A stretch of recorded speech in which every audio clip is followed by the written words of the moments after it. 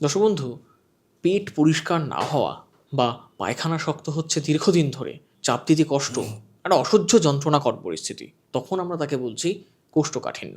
এই কোষ্ঠকাঠিন্যের সমস্যায় ভুগছেন এমন মানুষ তো প্রচুর রয়েছেন, কিন্তু এই রোগ সম্পর্কে আমরা সঠিক জানি, কতটা জানি, কিন্তু আমাদের জানা দরকার। কোষ্ঠকাঠিন্যের হাত থেকে মুক্তির উপায় কী? কী করলে এই সমস্যা দ্রুত কাটিয়ে উঠবেন? ঘরোয়া উপায়ে কী করতে পারেন? যদি চিকিৎসকের পরামর্শ নিতে হয় কখন নেবেন, কী কী চিকিৎসা রয়েছে, এ সম্পর্কে বিস্তারিত আজকের পর্বে আমরা আলোচনা করব। আপনাদের স্বাগত জানাচ্ছি হেলথ ইম্প্যাক্ট বাংলায়। যারা আমাদের চ্যানেলে নতুন এসেছেন তারা অবশ্যই চ্যানেলটিকে সাবস্ক্রাইব করুন, কারণ স্বাস্থ্য সংক্রান্ত নানা বিষয় নিয়ে আমরা প্রতিনিয়ত আপনাদের জন্য আলোচনা করছি। ভিডিওটি শেষ পর্যন্ত থাকবেন। আশা করি কোষ্ঠকাঠিন্য সংক্রান্ত যে সমস্ত প্রশ্ন আছে আপনাদের মনে, তার উত্তর আপনারা এই ভিডিওতে পাবেন। ভিডিওটি ভালো লাগলে লাইক করবেন, কোনো প্রশ্ন বা মতামত থাকলে নিচে কমেন্ট বক্সে লিখবেন এবং শেয়ার করবেন। আসুন আজকের আলোচনা শুরু করি। নমস্কার, আমি ডক্টর দেবোত্তম বন্দ্যোপাধ্যায়। আমি senior consultant gastroenterologist, Manipal hospital, Dhakuria. একেবারে স্যার, একটা খুব সাধারণ কমন বিষয়, প্রায় প্রত্যেকেরই সমস্যা, কোষ্ঠকাঠিন্য। সেই কোষ্ঠকাঠিন্যের সমস্যা থেকে মুক্তির উপায় কি আমরা তো জানবো, কিন্তু আপনি একটু বলুন যে চিকিৎসা বিজ্ঞানে কোষ্ঠকাঠিন্য বলতে আসলে কি বোঝানো হয়? কোষ্ঠকাঠিন্য বা ইংলিশে আমরা বলি কনস্টিপেশন, সেটার ওয়েস্টার্ন ডেফিনেশন বা বিলিতি ডেফিনেশন হচ্ছে less than 3 movements of stool per week. মানে এক সপ্তাহে যদি 3 বা তার কম আমরা স্টুল পাস করি বা মলত্যাগ করি, সেটাকে আমরা কনস্টিপেশন বলি। ঠিক।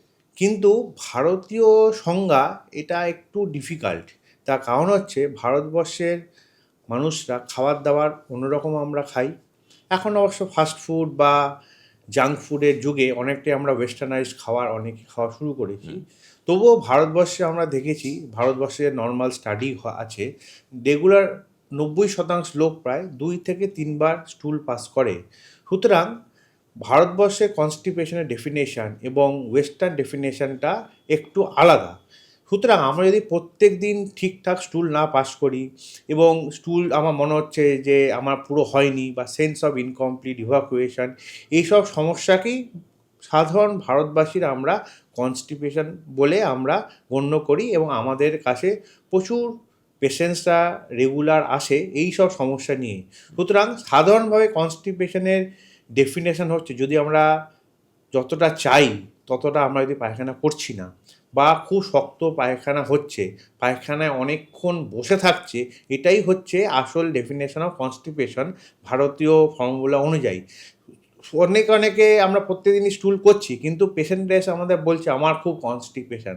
তখনই আমরা কিছু কোয়েশ্চেন করে জানি এটা রিয়েল কনস্টিপেশন না কি সেন্স অফ ইনকমপ্লিট ইভাকুয়েশন বা খুব শক্ত পায়খানা হচ্ছে। আচ্ছা, এবার স্যার একটু আপনি বলুন যে এই কোষ্ঠকাঠিন্যের সাধারণ কারণগুলো ঠিক কী কী, কেন হয়? আমরা অনেক দিন ধরে তো প্র্যাকটিস করছি এবং সেটা আমাদের ক্লিনিক্যাল প্র্যাকটিসের যে এক্সপেরিয়েন্স আমরা জ্ঞান করেছি, সেটা সবচেয়ে কমন কজ হচ্ছে ইডিওপ্যাথি। কেন হচ্ছে বোঝা যাচ্ছে না, ঠিক আছে, ইডিওপ্যাথিক কনস্টিপেশন। কিন্তু যখন রোগীরা আমাদের কাছে আসছে, আদৌ ওটা কনস্টিপেশনই না, প্রত্যেকদিন স্টুল পাস করছে কিন্তু মনে হচ্ছে সে পুরো পাস করছে না, তখনই সে কিন্তু কনস্টিপেশন হিসেবে নিজেকে লেবেল করছে। সেটা তার মাথায় ঢোকাতে হবে যে আপনি স্টুল পাস করছেন কিন্তু স্টুল ঠিক করে বেরোচ্ছে না, সেটা কিন্তু কনস্টিপেশন না, সে সেন্স অফ ইনকমপ্লিট ইভাকুয়েশন। সুতরাং এই যখন এইসব প্রবলেম নিয়ে যখন আমাদের রুগীরা আসে, তখন আমরা ইউজুয়ালি অন্য কোনো কোমরবিডিটিস বা অন্য কোনো রোগ তার আছে নাকি দেখি। যেমন তার ডায়াবেটিস আছে নাকি, ডায়াবেটিস হলেও ইন্টেস্টিনের নরণচরণ কমে যায়, আমি আগেও বলেছি, এতে কিন্তু কনস্টিপেশন হতে পারে। Most common intestinal manifestation of diabetes is constipation. সুতরাং ডায়াবেটিস আছে নাকি সেটা দেখতে হবে। নেক্সট হচ্ছে কোনো নিউরোলজিক্যাল ডিজিজ তার আছে নাকি, যেমন ধর আমি বলি আলজাইমার্স ডিজিজ, পার্কিনসন ডিজিজ, এইসব যে ডিজিজে, বা যাদের অটিস্টিক আছে, অটিস্টিক চাইল্ড, এদের কিন্তু ইন্টেস্টিনাল মোটিলিটির অসুবিধা হয়, তখন তাদের কনস্টিপেশন বেশি হয়। এখন আমাদের খুব কমন হচ্ছে থাইরয়েডের প্রবলেম। যদি তার হাইপোথাইরয়েডিজম থাকে, ধরুন তার TSH 50-60, অনেক আনকন্ট্রোল হাইপোথাইরয়েডিজম, তাহলে কনস্টিপেশন হতে পারে। ভিটামিন ডি যদি কম থাকে তাহলে কনস্টিপেশন হতে পারে শরীরে। এবং যারা অনেক দিন ধরে দীর্ঘকাল ক্যালসিয়াম খাচ্ছেন, ক্যালসিয়ামের ওষুধ খেলেও অনেক সময় কনস্টিপেশন হতে পারে। সুতরাং ব্রড স্পেকট্রামে হচ্ছে কোনো ইন্টেস্টিনাল অ্যাডিশনাল কোমরবিডিজ আছে নাকি সেটা আমাদের দেখতে হয়। কিছু কিছু কমন রোগ যেটা আছে যেটাতে কনস্টিপেশন হতে পারে, যার যেমন থাইরয়েডে গণ্ডগোল, যেমন ভিটামিন ডি কম, বা কোনো ওষুধ খাচ্ছে না, কিছু কিছু ওষুধেও কনস্টিপেশন হয়, সেগুলো আমরা রুল আউট করতে হবে। এবং বয়স্করা যখন কনস্টিপেশন নিয়ে আসে, অনেকদিন ধরে ওষুধ খেয়েও ঠিক হচ্ছে না, তখন তাদের ইন্টেস্টিনের ভেতরে কোনো অবস্ট্রাকটিভ সিমটম আছে নাকি, পার্টিকুলারলি টিউমার আছে নাকি, সেটা কিন্তু আমাদের সবসময় রুল আউট করতে হয়। এই করেই আমরা কনস্টিপেশন কেন হচ্ছে সেটা আমরা ধারণা করি বয়স অনুযায়ী এবং তাদের সিমটম অনুযায়ী। ঠিক। এবার স্যার একটু জানবো যে অনেক সময় তো যদি পেট পরিষ্কার না হয় তাহলে তো শরীরে টক্সিন জমে যাওয়ার একটা সম্ভাবনা থেকে থাকে, Definitely, হ্যাঁ। তো সেটাকে কিভাবে মোকাবিলা করুন? আচ্ছা, সবচেয়ে সহজ মোকাবেলা হচ্ছে পেটটাকে পরিষ্কার রাখা, বেশি করে জল খেতে হবে। আমাদের একটা হিসাব আমি বলি, যাদের লিভারের রোগ নেই, হার্টের রোগ নেই, বা কিডনির রোগ নেই, যাদের জলের আমরা রেস্ট্রিকশান করি না, 20 কেজি ওজনে 1 লিটার জল খেতে হবে। 60 কেজি ওজনের যদি লোক হয় তাকে মোটামুটি 2.5 থেকে 3 লিটার জল খেতে হবে। জল যদি বেশি করে না খান তাহলে স্টুল ফর্মেশন একটু হার্ড হয়, হ্যাঁ, এবং তাদের কনস্টিপেশন বেশি হয়। ঠিক আছে, সুতরাং জল খেতে হবে। শাক সবজি ফল ফাইবার জাতীয় জিনিস যেগুলো আমরা কম খাই এখনকার দিনে, সেগুলো কিন্তু একটু বেশি করে খেতে হবে। আমি তাহলে সবসময় আমার খাবারের সঙ্গে একটু স্যালাড খাই, স্যালাডেও খুব ফাইবার থাকে। তো স্যালাডটা আমরা খুব কম খাই, আমরা মাংস খাচ্ছি খুব, কিন্তু তার সঙ্গে স্যালাড কিন্তু খাচ্ছি না, মাছ খুব খাচ্ছি, স্যালাড খাচ্ছি না, তাহলে কিন্তু কনস্টিপেশন হয়। তো হাই ফাইবার জাতীয় জিনিস খেতে হবে এবং জল বেশি করে খেলে অনেকটাই কনস্টিপেশন থেকে রোগ মুক্তি পাওয়া যায়। এবার স্যার এই কনস্টিপেশনের পাশাপাশি অনেকের সমস্যা হয় যে গ্যাস, অ্যাসিডিটি, পেট ফাঁপা ভাব একটা, এগুলো কেন হচ্ছে এবং এগুলোর জন্য কি করণীয়? যদি আমাদের সাধারণ ব্যাপার, যদি আমাদের পায়খানা পরিষ্কার না হয়, আমি খুব সহজভাবে বলি, যদি আউটলেট ভালভ যদি ঠিক না থাকে তাহলে ইনলেট ভালভের ওপরে চাপ পড়বে, তাহলে কি গ্যাস আমাদের বেরোচ্ছে না, পায়খানা আমাদের বেরোচ্ছে না। পার্টিকুলারলি যারা বয়স্ক মানুষ, আমার আন্ডারে প্রত্যেক সপ্তাহে 2-3জন, কালকেও একজন ভর্তি হয়েছে, যার আমরা স্ক্যান করে দেখলাম পুরো কোলনে স্টুল জমে আছে, এবং স্টুলটা লাইন দিয়ে দিয়ে লিনে পাথরের মতনে স্মল ইন্টেস্টিনও চলে গেছে, মানে লাস্ট 2 মিটার পুরো স্টুল জমে আছে। তার তো পেট ফাঁপবে, বমি বমি ভাব হবে, অ্যাসিডিটি বাড়বে। সুতরাং আউটলেট ভালভ যদি ক্লিন না থাকে, আউটলেট জিনিসটা যেটা ক্লিন না থাকে, তাহলে ইনলেট বা মুখের ওপর বা ওপরের ইন্টেস্টিনে প্রেশার পড়বে, তাই না অ্যাসিডিটি হবে। সুতরাং অনেকের অ্যাসিডিটি, পেট ফাঁপা, গ্যাস অম্বল কিন্তু স্টুল ক্লিয়ার না হলেও হয়। স্যার অনেকে ইসবগুল জাতীয় ল্যাক্সেটিভ জিনিস ব্যবহার করেন, সেগুলো নিয়মিত খাচ্ছেন যাতে কোষ্ঠকাঠিন্যের সমস্যা না হয়, পেট ফাঁপার সমস্যা না হয়, তো এগুলো মানে এই অভ্যেসটাকে আপনি কিভাবে দেখেন? অনেকে সাধারণভাবে যাদের কোষ্ঠকাঠিন্য আছে তারা দীর্ঘকাল কিছু কিছু ওষুধ খেয়ে যান, পার্টিকুলারলি যে আমাদের নর্মাল ইসবগুল আছে এগুলো খেয়ে যান, কিন্তু তাদেরকে আমি সবসময় বলি মূল যে রোগটা সেটাকে কিন্তু কন্ট্রোল রাখতে হবে।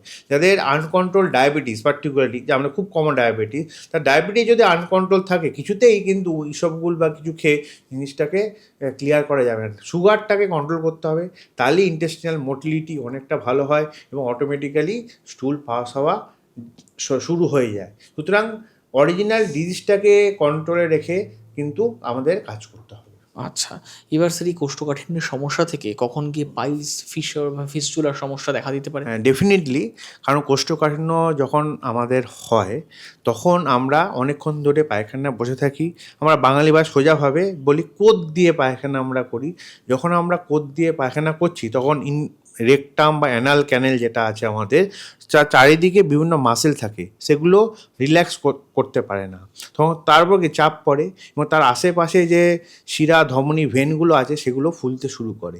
পাইলস মানে হচ্ছে ওই আশেপাশে যে অ্যানাল ক্যানেল, তার যে ব্লাড সাপ্লাই বা ভেন্স আছে সেগুলো ফুলে যায়, ফুলে গিয়ে তারা ফেটে যায়, তখনই আমাদের পাইলসের ব্লিডিং হয়।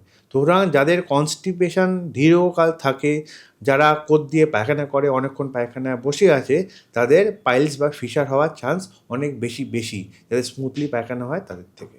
আচ্ছা স্যার, এবার কোষ্ঠকাঠিন্যের সমস্যায় তো অনেকেই ভোগেন, কিন্তু অনেকে সেটাকে আমল দেন না বা অনেকে সেটার সঙ্গে মানিয়ে নিয়ে চলছেন, অভ্যেস করে নিয়ে চলছেন, কিন্তু কখন কোন লক্ষণগুলো দেখা দিলে কোষ্ঠকাঠিন্যের সমস্যা থাকলেও সেটাকে খুব গুরুতরভাবে দেখা উচিত এবং চিকিৎসকের কাছে যাওয়া উচিত? যখন কোষ্ঠকাঠিন্য সমস্যা 6 মাসের ওপর হয়ে গেছে, যখন একটা আনইনটেনশনাল, চাইছি না কিন্তু আমাদের ওজন কমে যাচ্ছে, যখন পায়খানা দিয়ে ব্লিডিং হচ্ছে, পেটে মাঝে মাঝে অসহ্য ব্যথা হচ্ছে, তখনই কিন্তু চিকিৎসকের কাছে এসে দেখানো উচিত এবং চিকিৎসকের অনুযায়ী কিছু কিছু টেস্ট করে দেখে নেওয়া উচিত কোষ্ঠকাঠিন্যটা কেন হচ্ছে।